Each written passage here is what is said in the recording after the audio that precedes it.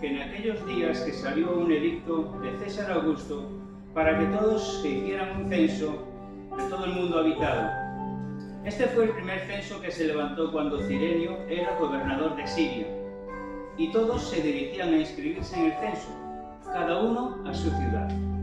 Y también José subió de Galilea, de la ciudad de Nazaret, a Judea, a la ciudad de David que se llama Belén, por ser él de la casa y de la familia de David, para inscribirse junto con María, desposada con él, la cual estaba encinta.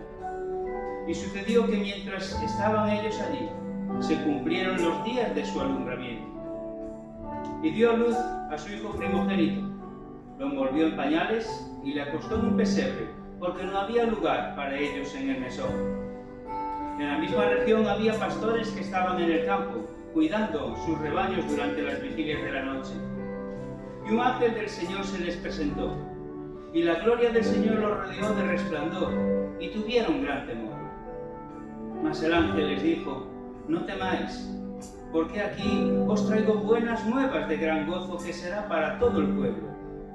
Porque os ha nacido hoy, en la ciudad de David, un Salvador, que es Cristo el Señor. Y esto os servirá de señal: hallaréis a un niño envuelto en pañales y acostado en un pesebre. Y de repente apareció con el ángel una multitud de los ejércitos celestiales, alabando a Dios y diciendo: gloria a Dios en las alturas, y en la tierra paz a los hombres en quienes Él se complace. Y aconteció que cuando los ángeles se fueron al cielo, los pastores se decían unos a otros: vayamos, pues, hasta Belén y veamos esto que ha sucedido, que el Señor nos ha dado a saber. Fueron a toda prisa y hallaron a María y a José y al niño acostado en el pesebre. Y cuando lo vieron, dieron a saber lo que se les había dicho acerca de este niño. Y todos los que lo oyeron se maravillaron de las cosas que les fueron dichas por los pastores. Pero María atesoraba todas estas cosas, reflexionando sobre ellas en su corazón. Y los pastores se volvieron, glorificando y alabando a Dios por todo lo que habían oído y visto, tal como se les había dicho.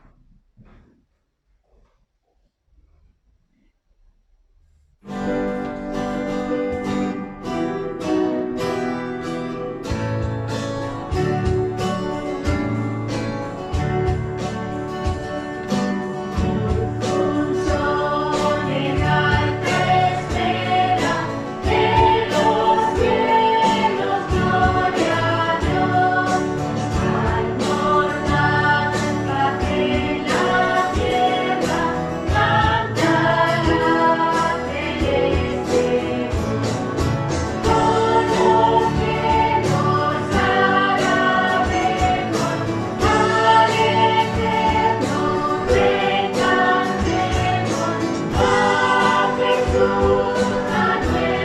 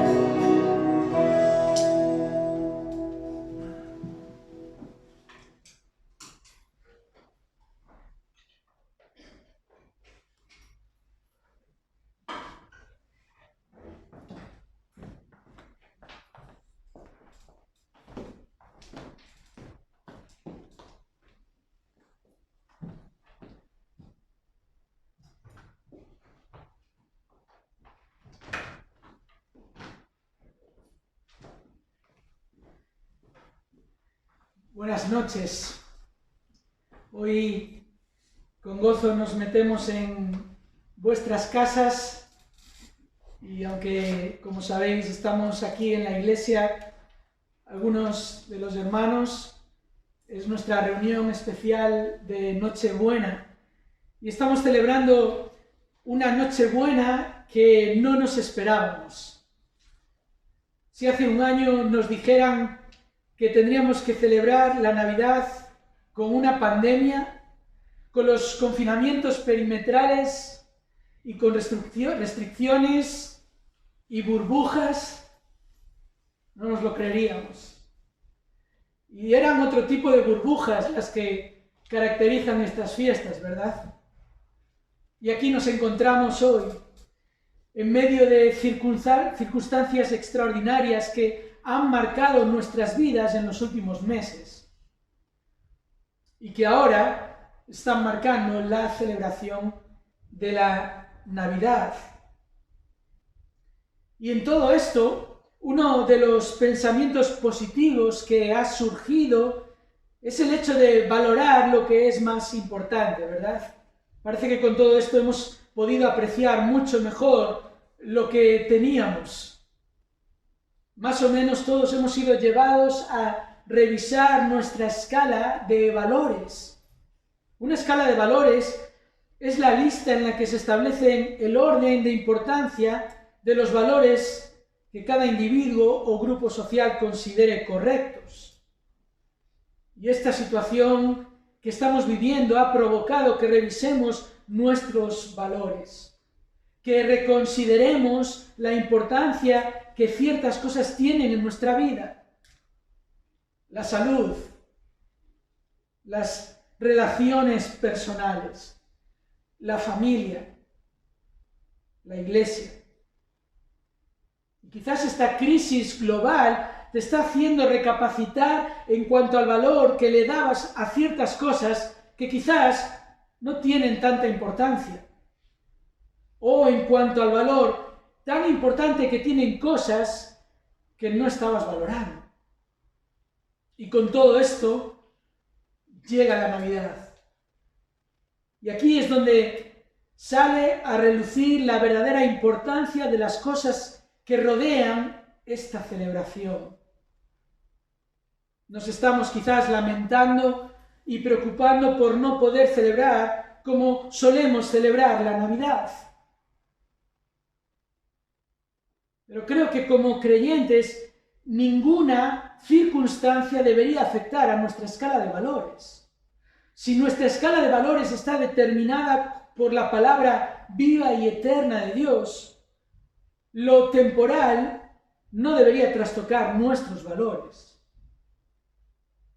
Y si la manera en que celebramos la Nochebuena está determinada por la palabra de Dios, este año no debería ser diferente al año pasado. Nuestra celebración no debería verse afectada por las cosas meramente temporales. Pero me preocupa que como creyentes estemos enfocándonos en lo que no es importante en la celebración de la venida del Mesías al mundo. Me temo que nos estemos lamentando por cosas que no son lo importante. Porque el mundo a nuestro alrededor celebra una Navidad frívola, una Navidad superficial, insustancial, una Navidad totalmente desenfocada, desvirtuada, caracterizada por cosas que nada tienen que ver con el asombro del amor de Dios apareciendo en la aldea de Belén. Y ante la frivolidad de la Navidad, los creyentes tenemos el privilegio y la responsabilidad de celebrar la llegada de nuestro Salvador con reverencia.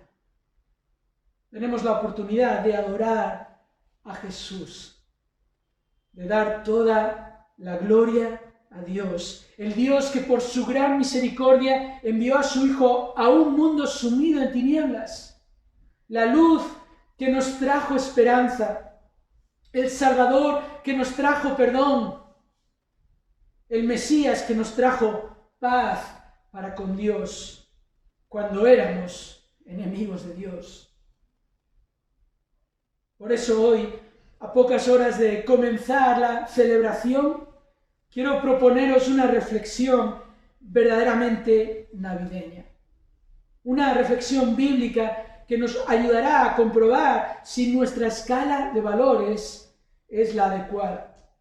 Y para eso vamos a abrir nuestras Biblias en el libro del profeta Miqueas y capítulo 5. Miqueas está en una de esas secciones de la Biblia que no nos es tan habitual. Está entre los libros de Jonás y Nahum. Está ahí en medio de esa sección de los profetas menores. Y en el capítulo 5 de este libro, de la profecía de Miqueas, encontramos una de las profecías específicas acerca de la venida del Mesías. Y va a ser el texto que va a guiar nuestra reflexión juntos en esta noche de Nochebuena. Fijaos, Miqueas capítulo 5, y vamos a leer desde el versículo 1 hasta la primera frase del versículo 5. Dice así: Agrúpate ahora en tropas, hija de guerreros, han puesto sitio contra nosotros. Con una vara herirán en la mejilla al juez de Israel. Pero tú, Belén Efrata, aunque eres pequeña entre las familias de Judá, de ti me saldrá el que ha de ser gobernante en Israel. Y sus orígenes son desde tiempos antiguos, desde los días de la eternidad. Por tanto, él los abandonará hasta el tiempo en que dé a luz la que ha de dar a luz. Entonces el resto de sus hermanos volverá a los hijos de Israel, y él se afirmará y pastoreará su rebaño con el poder del Señor, con la majestad del nombre del Señor su Dios. Y permanecerán, porque en aquel tiempo él será engrandecido hasta los confines de la tierra, y él será nuestra paz. En este pasaje que acabamos de leer encontramos tres realidades acerca del Mesías que nos llevarán a celebrar la Navidad con reverencia. Tres realidades acerca de Jesús, de el Mesías prometido, que nos ayudarán a alejarnos de la frivolidad de la Navidad. Pero antes de continuar, quizás alguno podría decir o podría preguntar, bueno, ¿por qué realmente celebramos la Navidad? ¿Acaso no es una fiesta con raíces paganas? ¿No es cierto que no sabemos la fecha exacta de cuando Jesús nació en Belén? Bueno, esas cosas son ciertas, pero también es cierto que la doctrina de la encarnación de Cristo es tan importante, tan esencial en la fe cristiana, que cuando el mundo pone la excusa para hacer fiesta, nosotros podemos aprovechar la oportunidad para proclamar la verdad. Que aunque el mundo hable de todo menos de Jesús, cuando aparentemente están celebrando el nacimiento de Jesús, nosotros aprovechemos para glorificar a Dios por su gracia sublime y aprovechemos para anunciarlo a los que nos rodean. Es una época del año en la que nosotros no necesitamos una estrategia para hablar del Salvador del mundo. No necesitamos pensar cómo empezar una conversación que nos permita predicar el Evangelio, porque la fecha misma nos da la excusa. Y de todas formas, el nacimiento de Jesús es una parte fundamental en el plan de Dios de redención. Y lo vemos en la manera en que Dios utilizó a sus profetas para anunciarlo, para proclamarlo y describirlo con precisión. ¿Cuántas profecías se cumplieron en el evento del nacimiento de Cristo? Y el pasaje que hemos leído es una de ellas. Una preciosa profecía que nos informa del lugar exacto en el que iba a nacer. Y luego, cuando leemos los evangelios, nos damos cuenta cómo Dios utiliza al mismísimo emperador de Roma para decretar un censo que llevaría a José y María a viajar desde Nazaret para estar en el lugar exacto, en el momento exacto. Pero esta profecía que hemos leído fue dada en un contexto específico. El profeta Miqueas escribió unos 700 años antes de que Jesús naciera en Belén, Efrata. Y lo hizo en un momento en el que Dios estaba anunciando su juicio sobre su pueblo. El versículo 1 anuncia un evento difícil en la historia del pueblo de Dios. Agrúpate ahora en tropas, hija de guerreros, han puesto sitio contra nosotros. Con una vara herirán en la mejilla al juez de Israel. Esto señala un momento que iba a venir en la historia del pueblo de Dios cuando Jerusalén iba a ser sitiada por los asirios. Un evento que se correspondía con la advertencia que Dios había hecho a su pueblo antes de entrar a la tierra prometida. En Deuteronomio capítulo 28, Dios les habla a su pueblo de las bendiciones de la obediencia, de las maldiciones de la desobediencia. Y una de esas maldiciones es que Dios dice: te pondrás sitio en todas tus ciudades, hasta que tus muros altos y fortificados, en los cuales tú confiabas, caigan por toda tu tierra, y te sitiará en todas tus ciudades, por toda la tierra que el Señor tu Dios te ha dado. Y esta advertencia de Dios ocurrió luego en el tiempo, durante el reinado de Ezequías, cuando sufrió la invasión del rey asirio Senaquerib, tal como vemos en 2 de Reyes, capítulo 18. Una circunstancia específica en la que este rey se burló de Dios. Y fijaos, este rey envió a uno de sus súbditos a anunciar a aquella ciudad de Jerusalén, a aquel rey Ezequías, que se rindieran. Y en un momento este enviado dice: así dice el rey, este rey Senaquerib, que no os engañe Ezequías, porque él no os podrá librar de mi mano, ni que Ezequías os haga confiar en el Señor, diciendo: ciertamente el Señor nos librará, y esta ciudad no será entregada en manos del rey de Asiria. Se burló del Dios de Israel, al punto que más adelante en el capítulo 18 de 2 de Reyes, este enviado dice: ¿acaso alguno de los dioses de las naciones ha librado su tierra de la mano del rey de Asiria? ¿Dónde están los dioses de Amad y de Arfad? ¿Dónde están los dioses de Sefarbaim, de Ena y de Iba? ¿Cuándo han librado ellos a Samaria de mi mano? ¿Quiénes de entre todos los dioses de estas tierras han librado su tierra de mi mano para que el Señor libre a Jerusalén de mi mano? Este es el contexto. Por eso aquí Miqueas habla de esta humillación sobre el juez de Israel, el rey de Israel, que iba a ser aquel Ezequías.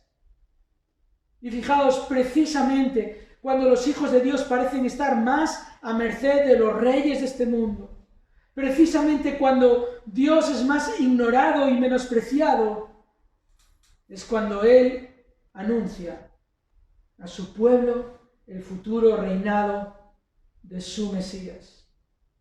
Incluso lo hace por medio de la ironía. Belén, una aldea pequeña entre las familias de Judá, de ti me saldrá el que ha de ser gobernante en Israel. El rey más significativo de la historia saliendo de una aldea insignificante. Desde esa aldea, de las más pequeñas de Israel, el Señor puede levantar a su rey.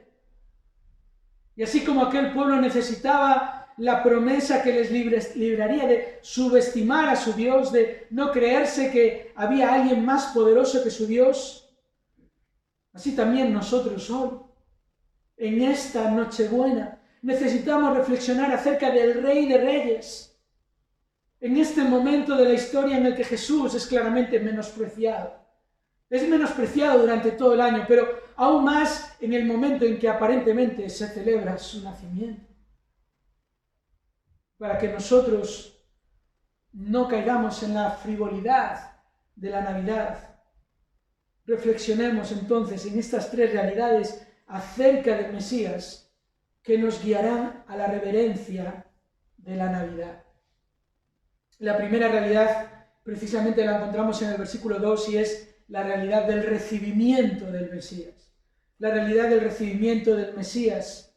Fijaos cómo aquí Dios nos da el lugar exacto por medio del profeta. Dice, pero tú, Belén, y añade Efrata, posiblemente dando una información de la región donde estaba este Belén, porque había otro Belén en el pueblo de Israel, en la zona norte de Israel.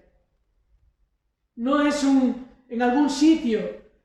Dios podría decir, en un momento va a salir el gobernante, va a venir. No, en esa aldea exactamente, en esa aldea pequeña entre las familias de Judá, son datos específicos.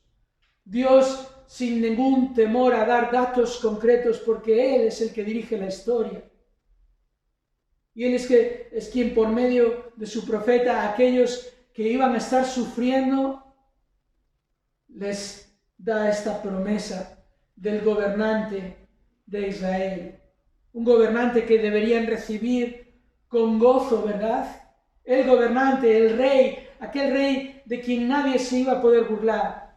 Podrían burlarse de algunos de los reyes de Israel, pero este gobernante, el Mesías, nadie iba a poder burlarse de él, de su reinado eterno. Ahora, sin embargo, cuando acudimos a los evangelios y vemos el recibimiento de este rey en aquel pueblo de Belén, nos damos cuenta de que no fue el recibimiento esperado. Cuando Mateo en su evangelio nos cuenta de esa tremenda y preciosa historia de aquellos sabios que viajaron desde Oriente y llegaron a Jerusalén, ellos dicen al llegar a Jerusalén, ¿dónde está el rey de los judíos que ha nacido? Porque vimos su estrella en el Oriente y hemos venido a adorarle. Y recordáis la reacción del rey Herodes, el rey en Jerusalén y de toda Jerusalén. Cuando lo oyó el rey Herodes se turbó y toda Jerusalén con él. ¿Cómo puede ser? No le estaban esperando. No le recibieron. De hecho, ahí seguimos leyendo la historia. Herodes traza un plan para acabar con ese rey que era una amenaza para su reinado. Pero fijaos una vez más en la pregunta aquí de los magos de Oriente. ¿Dónde está el rey que ha nacido? Lo asombroso de esa pregunta es que normalmente los reyes no nacen reyes, nacen príncipes, porque suele haber un rey. Y ellos nacen príncipes hasta que el rey ya no es rey. Pero aquí la pregunta es, ¿dónde está el rey que ha nacido? Porque él nació como rey. No como príncipe esperando un reino, sino como el rey de la historia, el rey de reyes, naciendo como un bebé, viniendo a este mundo. Y aunque tenemos la triste noticia del recibimiento de Jerusalén, que se turbó en vez de gozarse, sí que tenemos en los relatos como Lucas, el que hemos leído, el recibimiento de los ángeles, ¿verdad? Anunciando, no temáis porque he aquí os traigo buenas nuevas de gran gozo que serán para todo el pueblo, porque os ha nacido hoy en la ciudad de David un Salvador que es Cristo el Señor. El recibimiento de los pastores que ellos mismos recibieron este anuncio del ángel y fueron con gozo, como leímos, a ver lo que había ocurrido allí, y luego, después de ver aquel rey que había nacido, se volvieron glorificando y alabando a Dios por todo lo que habían oído y visto tal como se les había dicho. No es este el reportaje de unos hombres, unos pastores que fueron a ver a un bebé simplemente. Su reacción fue dar gloria y alabar a Dios. También en este mismo capítulo 2 de Lucas encontramos otro recibimiento a la altura de este rey. Es el recibimiento de un hombre que se llamaba Simeón, un hombre justo y piadoso, dice el versículo 25, que esperaba la consolación de Israel, y el Espíritu Santo estaba sobre él, y por el Espíritu Santo se le había revelado que no vería la muerte sin antes ver al Cristo del Señor. Y así es que, movido por el Espíritu, va al templo, y cuando los padres del niño Jesús le traen para cumplir con el rito de la ley, este hombre toma al niño en sus brazos. Y otra vez no tenemos aquí a un hombre adulto viendo a un bebé, a un niño, sino diciendo: ahora, Señor, permite que tu siervo se vaya en paz conforme a tu palabra, porque han visto mis ojos tu salvación, la cual has preparado en presencia de todos los pueblos, luz de revelación a los gentiles y gloria de tu pueblo Israel. Este fue el recibimiento del ángel, los ángeles, los pastores, Simeón. Ese fue el recibimiento adecuado. Ante el anuncio, justo donde iba a nacer, allí iba a estar.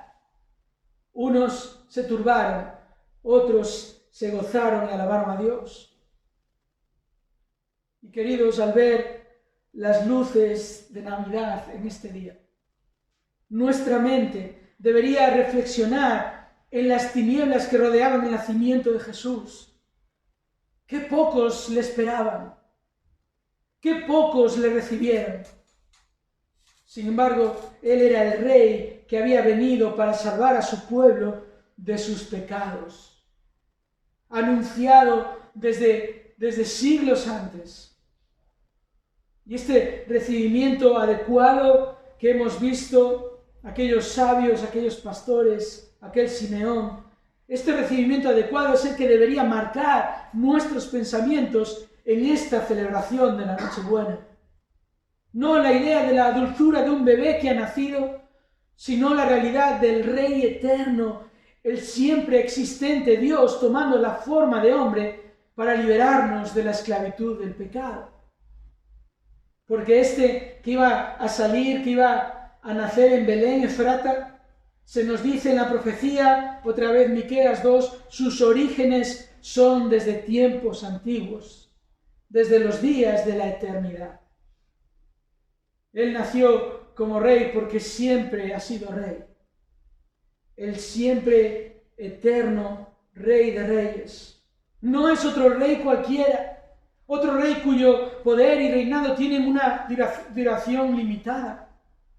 Es el rey que nunca ha dejado de reinar.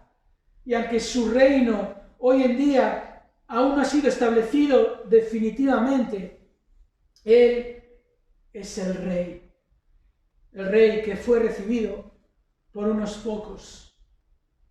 Nos dice el apóstol Juan en su evangelio: a los suyos vino y los suyos no le recibieron. Lo que nos lleva a pensar en la siguiente realidad que observamos en este pasaje, concretamente en el versículo 3, no solo la realidad del recibimiento del Mesías, sino la realidad del rechazo del Mesías. Él fue rechazado. Y aquí en la profecía se nos anuncia, versículo 3, por tanto, Él los abandonará hasta el tiempo en que dé a luz la que ha de dar a luz. Entonces el resto de sus hermanos volverá a los hijos de Israel. Ahora hemos de entender aquí que las primeras dos frases de este versículo 3, la primera parte de este versículo es una referencia a la ascensión de Jesús, no al nacimiento de Jesús.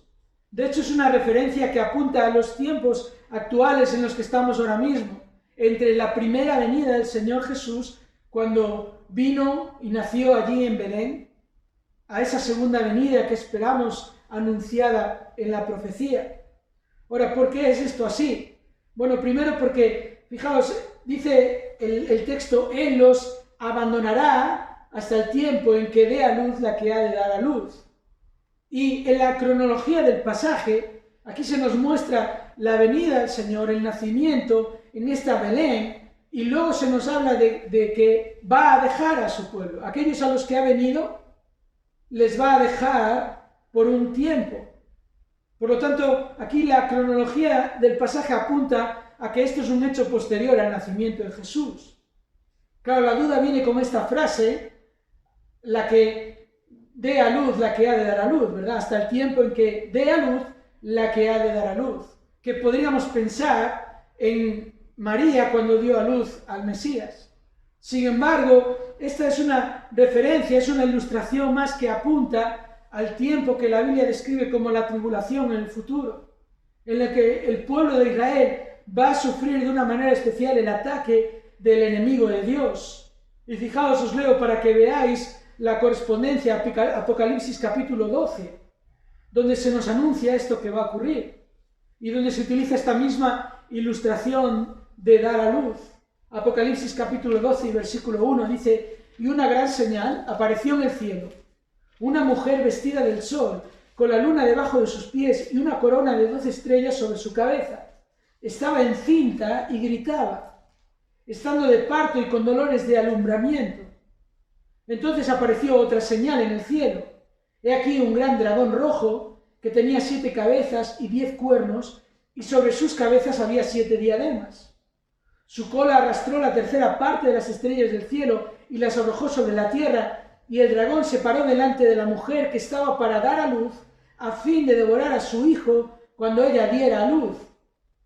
Y ella dio a luz un hijo varón que ha de regir a todas las naciones con vara de hierro, y su hijo fue arrebatado hasta Dios y hasta su trono.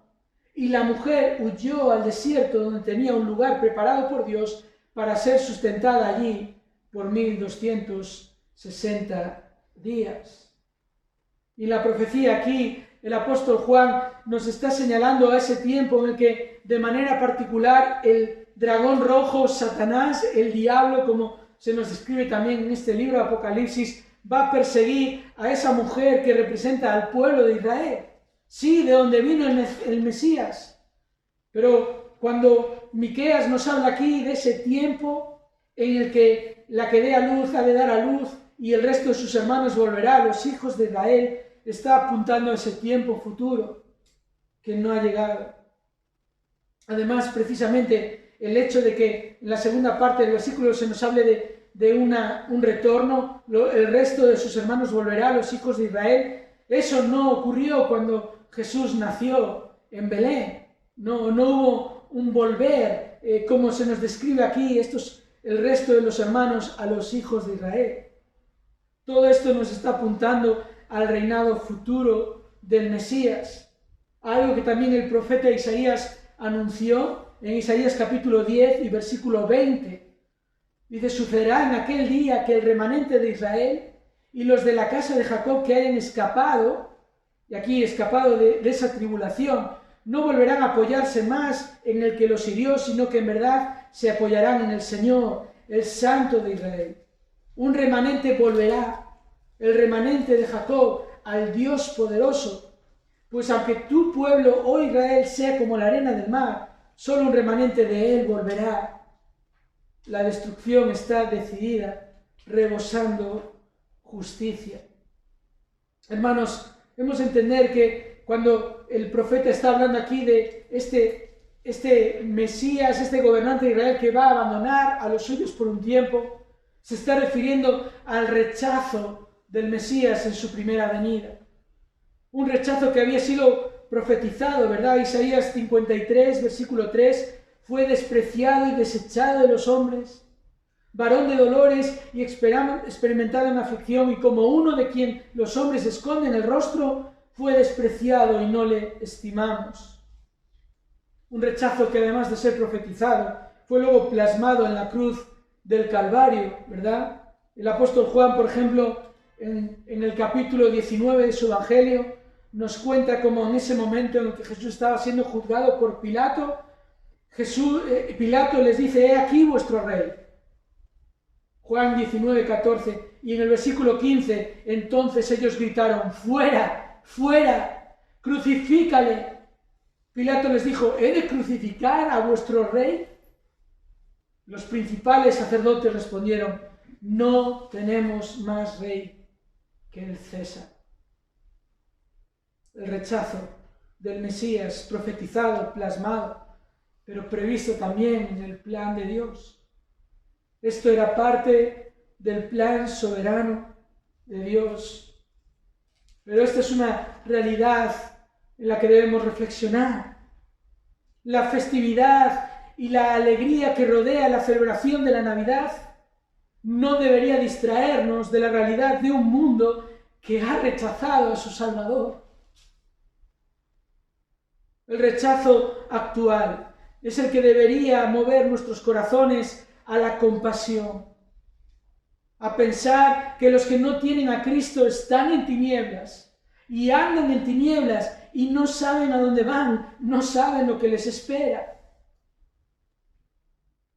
En este tiempo de la Navidad es el momento de proclamar al Salvador del mundo antes de que Él regrese. También este rechazo debería mover nuestros corazones a la santidad, a considerar la razón por la cual Cristo vino, a alejarnos del pecado en nuestra vida, a no pecar, porque a veces incluso en la manera que celebramos la Navidad pecamos. Cuando Jesús no es el centro de todo y la intención y la motivación, pecamos. Pero como dice el pastor y escritor John MacArthur, no deberíamos ser entretenidos por los pecados por los que Cristo murió. Mis queridos hermanos, la frivolidad de la Navidad simplemente conduce a las personas a la siguiente fiesta: Nochebuena, fin de año, Reyes. Pero la reverencia de la Navidad nos conduce al regreso del Mesías. Estamos en este intervalo entre su primera venida y su segunda venida, y esto nos lleva a considerar la tercera realidad acerca del Mesías, que nos ayuda a celebrar la Navidad con reverencia, precisamente la realidad del reinado futuro del Mesías. Esto es lo que nos dice la profecía, versículo 4: Él se afirmará y pastoreará su rebaño con el poder del Señor, con la majestad del nombre del Señor su Dios. Y permanecerán. Esto es una referencia a Israel, a los hijos de Israel. Permanecerán porque en aquel tiempo Él será engrandecido hasta los confines de la tierra. Y Él será nuestra paz. Su primera venida fue humilde y muy pocos le recibieron. Pero su regreso será glorioso y todo ojo le verá. Y además, Él vendrá para establecer un reino que aquí se nos describe como absoluto, firme y justo. Un reinado, además, en el cual sus súbditos habitarán seguros, permanecerán. Es la idea aquí, estarán totalmente seguros. Un reinado, además, en el cual sus súbditos contemplarán la victoria definitiva del Rey, porque Él será engrandecido hasta los confines de la tierra. Ahora la pregunta, quizás que te estés haciendo, la pregunta que nos podríamos hacer es: ¿por qué pensar en la segunda venida de Cristo cuando estamos celebrando la primera? Y hay 3 razones bíblicas, por lo menos, que nos invitan a celebrar, en este tiempo que celebramos la primera venida del Señor Jesús, a pensar y reflexionar acerca de su segunda venida. La primera es precisamente la manera en que Dios reveló ambas venidas a sus profetas. Lo vemos aquí claramente en este pasaje, es en la misma profecía. En el mismo texto se nos habla de la primera venida, Belén Efrata, y de esta segunda venida cuando Él afirmará y pastoreará su rebaño con el poder del Señor. Otra de las promesas significativas que encontramos en la Biblia acerca de la venida del Mesías es a través del profeta Isaías. En Isaías capítulo 9, versículo 6, recordáis: porque un niño nos es nacido, un hijo nos ha sido dado, y la soberanía reposará sobre sus hombros, y se llamará su nombre admirable, consejero, Dios poderoso, Padre eterno, príncipe de paz. Y ahora versículo 7, el aumento de su soberanía y de la paz no tendrán fin sobre el trono de David y sobre su reino, para afianzarlo y sostenerlo con el derecho y la justicia desde entonces y para siempre. ¿Os dais cuenta? En la misma profecía, un niño nos es nacido, primera venida, el aumento de su soberanía y de la paz no tendrán fin sobre su reino, y es su segunda venida. Por eso deberíamos también pensar en su segunda venida aún en el tiempo en el que estamos celebrando su primera venida. También porque cuando vino, y lo vimos en el pasaje de Mateo capítulo 2, cuando vino, Él vino ya como rey.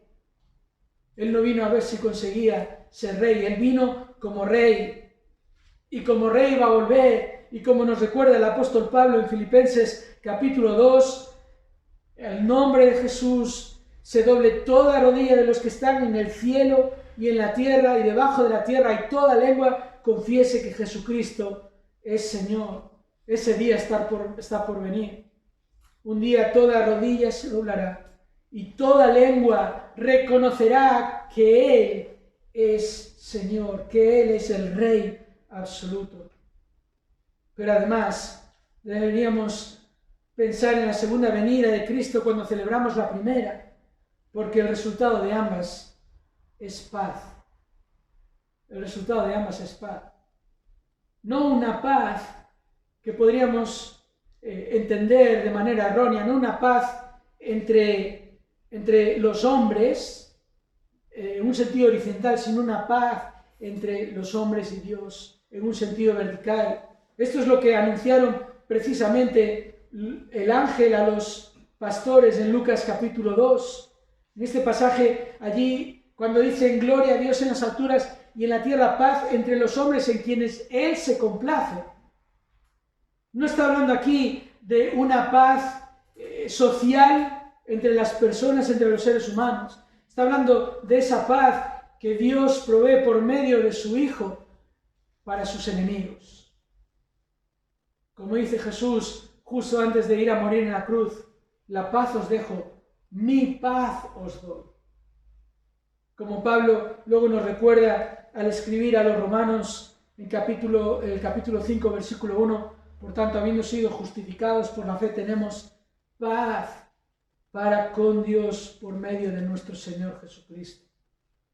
Y esta es la paz que es anunciada con la primera venida, y luego la paz que es anunciada con el regreso del Mesías va a ser una paz definitiva, va a ser una paz que no tendrá fin, porque Él establecerá su reino para siempre. El reinado absoluto e inminente del Mesías debería mantener nuestros ojos puestos en su regreso, incluso en la Navidad. No está fuera de lugar en estas fechas pensar en el resultado de la obra de la cruz, esa paz que tenemos para con Dios por medio de la muerte de Cristo en nuestro lugar. Y no está fuera de lugar en estas fechas pensar en el regreso de Cristo, en el cumplimiento de las promesas de Dios que quedan por cumplirse cuando reflexionamos en aquellas que ya se han cumplido. No está fuera de lugar que si no crees en Jesús como tu Señor y Salvador, en vez de entregarte a las celebraciones y tradiciones familiares de estos días, le entregues tu vida a Cristo, arrepintiéndote de todos tus pecados y confiando en su sacrificio en la cruz. Estos días habrá felicidad en algunos hogares, pero no hay nada mejor que la felicidad que hay en el cielo por un pecador que se arrepiente. Y no habría mejor noticia que la de saber que alguien hoy ha pasado de muerte a vida, ha pasado de ir en dirección a una condenación eterna a recibir el regalo de la vida eterna que Dios ofrece en Cristo, a quien envió para morir en aquella cruz. La Navidad está carente de todo significado si Jesús no es el absoluto protagonista en cada casa y en cada corazón.